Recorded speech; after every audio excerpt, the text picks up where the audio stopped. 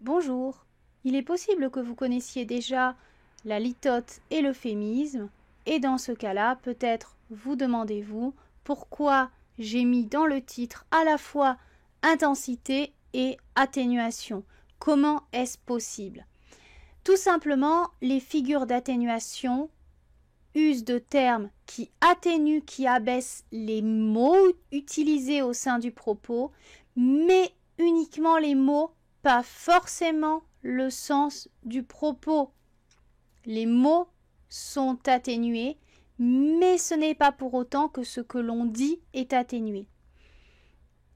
La litote est une atténuation feinte, visant en réalité à amplifier le sens du propos. On fait semblant d'atténuer le sens du propos, mais c'est dans le but de l'amplifier. Elle se définit souvent par dire moins pour faire entendre plus.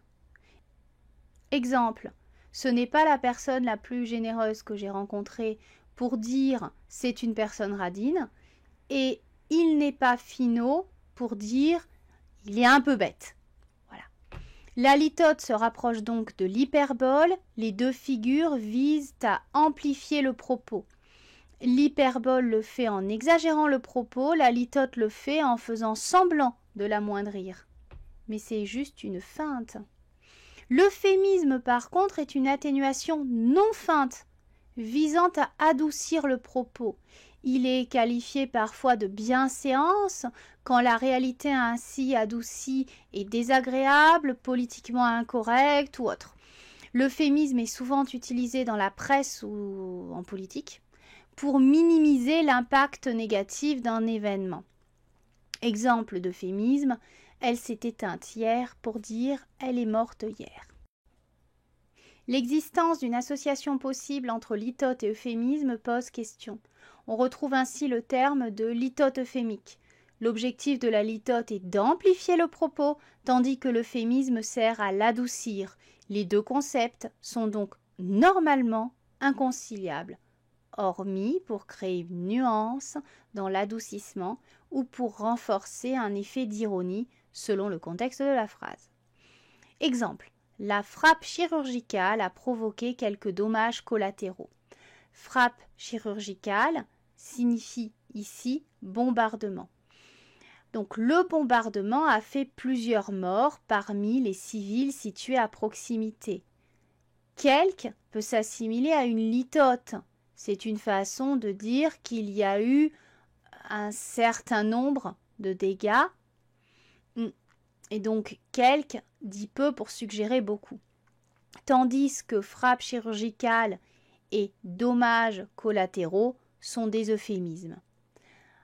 Alors que l'euphémisme use généralement de figures de style ayant un aspect analogique ou lexical, circonlocution, métonymie, la litote utilisera plus facilement la négation, celle du contraire de l'idée réellement exprimée, ainsi que les adverbes. On va aussi utiliser des adverbes. Mais ce ne sont pas des règles absolues. Généralement, on va, dans une litote, dire l'inverse de ce que l'on veut dire et nier cet inverse. Ce n'est pas idiot pour dire c'est intelligent ce que tu as fait. On dit peu pour suggérer davantage. Par contre, c'est juste une généralité. Laxisme est un terme totalement désuet, représentant une catégorie spécifique de litote. C'est le refus simulé que ce terme exprime. On désire une chose, mais on ne peut pas ou on ne veut pas l'accepter directement. Quand on dit « je ne saurais accepter », c'est pour finir par accepter finalement. Mais on fait semblant de refuser par politesse. La méiosis est un terme rarement utilisé aussi, définissant un euphémisme réalisé à son plus haut niveau. La chose exprimée est très grave, la façon de l'exprimer est très légère. Si on dit ce léger désagrément pour une guerre ou une catastrophe, c'est une méiosis. Si l'on dit ce petit rhume pour la grippe espagnole, c'est aussi un euphémisme à son plus haut niveau. Alors que l'euphémisme est une atténuation qui cherche réellement à amoindrir la portée du propos, la litote, quant à elle, est une atténuation feinte visant au contraire à amplifier le sens du propos.